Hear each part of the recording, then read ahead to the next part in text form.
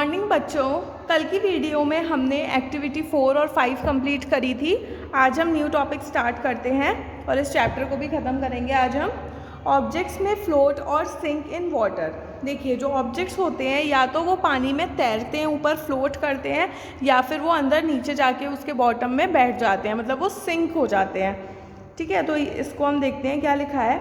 While doing activity 4 you might have noticed that the insoluble solid separated out from the water। तो जब हमने activity 4 करी थी तो हमने ये नोटिस किया था, जो इनसॉल्यूबल सॉलिड्स हैं, मतलब जो मिक्स नहीं होते हैं पानी से, वो क्या होते हैं, पानी से सेपरेट हो जाते हैं, अलग हो जाते हैं। You may have also noticed this with some liquids in activity 5। और जब हमने इसे एक्टिविटी 5 की थी तो एक्टिविटी 5 में भी हमने जो लिक्विड्स के साथ एक्सपेरिमेंट किया था, हमने उसमें भी ये चीज़ नोटिस करी थी।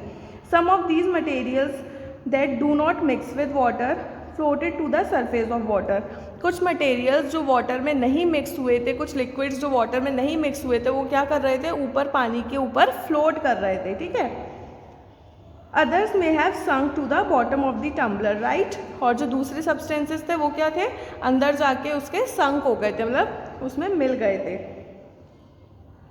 We noticed many examples of objects that float in water और सिंक। तो हमने अभी तक बहुत सारे एग्जाम्पल्स पढ़ लिए हैं जिसमें ऑब्जेक्ट्स क्या होते हैं, या तो फ्लोट होते हैं, पानी के ऊपर तैरते हैं, या फिर पानी के नीचे सिंक हो जाते हैं। Right leaves fallen on the surface of the pond. तो एक पॉन्ड है, उसमें हमने क्या किया, ड्राइड लीव जो सूखी पत्तियां होती हैं उसके सरफेस पे डाली। एक स्टोन हमने डाला पॉन्ड में। फ्यू ड्रॉप्स ऑफ हनी, हमने कुछ ड्रॉप्स डाली, किसकी, शहद की, हनी की। That you let fall into the glass of water.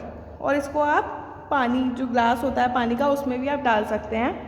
What happens to all of these. तो अब जब आपने ये डाला तो क्या हुआ, ठीक है। देखिए, एक फिगर भी दे रखा है आपको, फिगर 4.6। इसमें देखिए, some objects float in water while others sink in it. तो कुछ ऑब्जेक्ट्स देखिए फ्लोट कर रहे हैं वाटर में, ऊपर तैर रहे हैं, और कुछ ऑब्जेक्ट्स जैसे चाबी और ये कॉइन्स वगैरह, ये क्या है, नीचे बैठ गए हैं। Buju would like you to give him 5 examples of each of objects that float and those that sink in water. What about testing these same materials to see if they float or sink in other liquids like oil? तो अब आपको क्या करना है बच्चों, आपको ये experiment अपने घर पे करना है। एक लड़का है बूजू, ठीक है, उसने ये किया था, कुछ 5 ऑब्जेक्ट्स उसने लिए थे, तो उसने ये एक्सपेरिमेंट देखिए ये किया। अब आपको मैंने 5 चीज़ें दी, जैसे कि लीव्स दी पॉन्ड में, ठीक है, आपको जाके पॉन्ड में, आप वाटर में भी डाल के देख सकते हैं, स्टोन या फिर हनी। तो ये आपको अपनी घर पे ही एक्सपेरिमेंट करके देखना है और इसको ऑब्जर्व करना है। मैं आपको कॉपी में लिखने के लिए नहीं दे रही हूँ, सिर्फ आपको इस चीज़ को ऑब्जर्व करना है, ठीक है। तो इस पूरे टॉपिक का मतलब था, जब भी हम कोई ऑब्जेक्ट को डालते हैं पानी में, तो कुछ ऑब्जेक्ट तो फ्लोट करते हैं, पानी के ऊपर तैरते हैं, और कुछ ऑब्जेक्ट्स क्या होते हैं, पानी में सिंक हो जाते हैं, whether it is solid, liquid और, ठीक है। अब इधर आ गया हम ट्रांसपेरेंसी पे। ट्रांसपेरेंसी क्या होता है, क्या टॉपिक है ट्रांसपेरेंसी, इसे क्लियर करते हैं। You might have played the game of hide and seek. तो हाँ भाई, आपने भी खेला होगा, खेलते होगे हाइड एंड सीक वाला गेम, जिसमें सब बच्चे छुप जाते हैं और एक बच्चा क्या करता है, सबको ढूंढता है, ठीक है। Think of some places where you would like to hide so that you are not seen by the others. जिसमें आप सोचते हो और अपनी प्लेसेस ढूंढते हो, ऐसी जगह छुपने के लिए जहाँ पे आपको कुछ और लोग ना देख सकें। Why did you choose those places, आप वो प्लेसेस को क्यों चूज़ करते हो।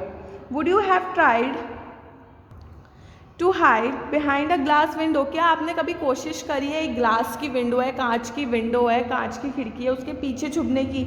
ऑब्वियसली नॉट, मतलब ये तो आपको पता ही होगा, आपने ऐसा नहीं किया होगा। As your friends can see through that and spot you. भाई आप हाइड एंड सीक का गेम खेलते हैं छुपने के लिए, और क्या आपने कोशिश करी है मतलब एक ऐसी विंडो, ग्लास की विंडो के पीछे की छुपने की। नहीं, क्यों, क्योंकि वहाँ से तो हम दिख जाएंगे ना कि हम छुपे हुए हैं, और हम छुप क्यों रहे हैं, ताकि हम लोगों को दिखे नहीं।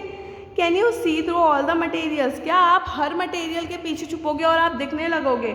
दो सब्सटेंसेज और materials through which things can be seen are called transparent. तो ऐसे सब्सटेंसेज या फिर मटेरियल्स जिससे आप आसानी से दिख सकते हो, जिसके पीछे अगर आप छुप गए या फिर जिसके पीछे कोई चीज़ रखी है वो आसानी से दिख सकती है, तो वो सब्सटेंस या फिर वो मटेरियल क्या हुआ, ट्रांसपेरेंट, उसको क्या बोलेंगे, ट्रांसपेरेंट बोलेंगे, ठीक है। जैसे कि हुआ ग्लास, ग्लास में आप पानी डालते हो, पानी पूरा विजिबल होता है, उसके अंदर कोई कंकड़ होगा, कोई गंदगी होगी तो वो दिख जाएगा, इसका मतलब ग्लास क्या है, ट्रांसपेरेंट है। वाटर, पानी भी ट्रांसपेरेंट होता है, पानी में किसी भी टाइप की मिट्टी होगी या कुछ भी होगा तो वो दिख जाएगा। एयर, एयर भी ट्रांसपेरेंट होती है भाई, हवा शुद्ध है, अगर इसमें अगर कुछ ब्लैक कलर की हवा आ गई या फिर ब्लैक कलर का धुआं निकलने लगा तो वो भी हमें दिख जाएगा, है ना। कुछ प्लास्टिक होती है जो बिल्कुल ट्रांसपेरेंट होती है, जैसे कि वाइट कलर की जो पॉलीथीन होती है वो ट्रांसपेरेंट होती है, वाइट कलर की प्लास्टिक का लंच होगा तो वो भी ट्रांसपेरेंट होगा। तो ये कुछ ट्रांसपेरेंट मटेरियल्स के एग्जांपल्स थे।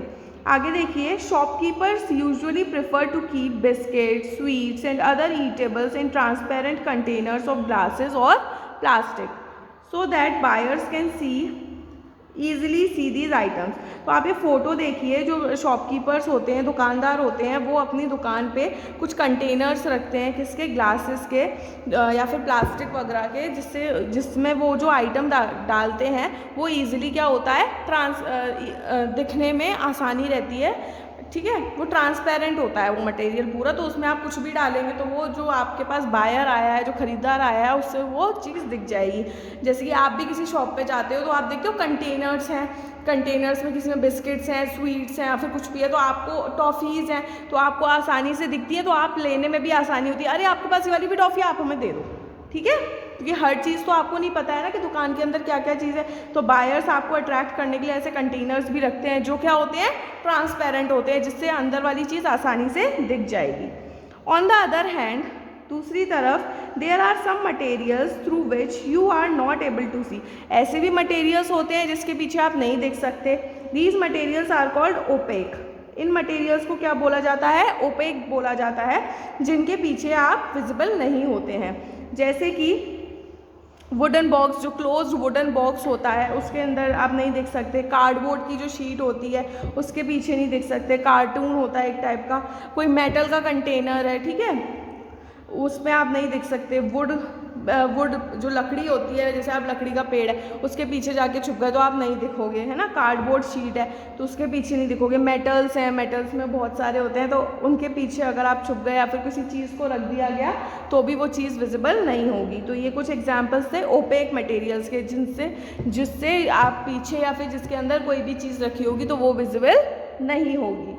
Do we find that we can group all these materials and objects without any confusion as either opaque or transparent? तो हमें सब चीज़ क्लियर हो गई, हम ग्रुप कर सकते हैं अपने मटेरियल्स को कि या तो ये ट्रांसपेरेंट है या फिर ये ओपेक है। तो अभी हम एक्टिविटी 6 देखते हैं। नीचे आपकी एक्टिविटी 6 दे रखी है बच्चों। Take a sheet of paper, देखिए समझते जाइएगा। आपने क्या किया, एक पेपर की शीट ली, मतलब एक पेपर लिया, and look through it towards a lighted bulb, और आपके घर पे बल्ब तो होगा, आपने उस बल्ब के आगे वो पेपर रख के देखा, ये नहीं है उससे चिपका दो, मतलब थोड़ी दूर से आपने वो ऐसे रख के देखा। Make a note of your observation, अब आपको देखना है कि आपने क्या ऑब्जर्व किया जब आपने पेपर बल्ब के आगे उस पेपर को लगाया दूर से या फिर, ठीक है, तब आपने क्या नोटिस किया। Now put 2 to 3 drops of some oil and spread it on the sheet of paper. अब आपने क्या किया, 2 से 3 ड्रॉप्स ली और उस पेपर पे डाली, ठीक है, उस पेपर पे स्प्रेड कर दी, 2 से 3-4 ड्रॉप्स आपने उस पेपर के अलग अलग जगह डाल दी। Look again towards the lighted bulb, और आपने फिर से उस पेपर को बल्ब के आगे लगा के देखा। Through the portion of paper on which the oil has been spread, उस पोर्शन पे देखा आपने जहाँ पे आपने उस ऑयल को डाला हुआ है, ठीक है, ऑयल वाले पोर्शन से ही आपने उस बल्ब को देखने की कोशिश करी। Do you find that the bulb is more clearly visible than before, आपने ये चीज़ नोटिस की होगी कि जो बल्ब है वो पहले से ज़्यादा क्या है, क्लियर दिख रहा है। Now can you see clearly through the oiled paper, ठीक है। अब आप जो ऑयल्ड पेपर है, जो ऑयल्ड वाली जगह है, उधर से आपको पेपर बहुत अच्छी तरीके से विजिबल है। Is everything on the other side of it visible, और जो अदर साइड है जहाँ पे तेल नहीं है, यहाँ पे जहाँ पे ऑयल नहीं है, क्या वहाँ से भी विजिबल है? परहैप्स नॉट, नहीं। The materials through which objects can be seen but not clearly are called translucent। बहुत अच्छी बात है भाई, हमें पता चल गया जो चीज़ हमें दिख जाती है वो होती है ट्रांसपेरेंट, जो नहीं दिखती है वो होती है ओपेक। अब बात आई कि जो बल्ब था वो पेपर की जो नॉन ऑयलिंग साइड थी जहाँ पे ऑयल नहीं था वहाँ से भी दिख रहा था, लेकिन क्लियरली नहीं दिख रहा था। अगर कोई पेपर लगाएगा तो उसे पता चल जाएगा कि भाई पीछे बल्ब है, लेकिन अगर आपने ऑयलिंग वाली साइड लगाया तो ट्रांसपेरेंट दिखेगा कि बहुत बल्ब की पूरी शेप दिखेगी। लेकिन दूसरी साइड आपको जो जहाँ पे ऑयल नहीं है वहाँ पे आपको बल्ब तो दिखेगा लेकिन क्लियरली नहीं होगा।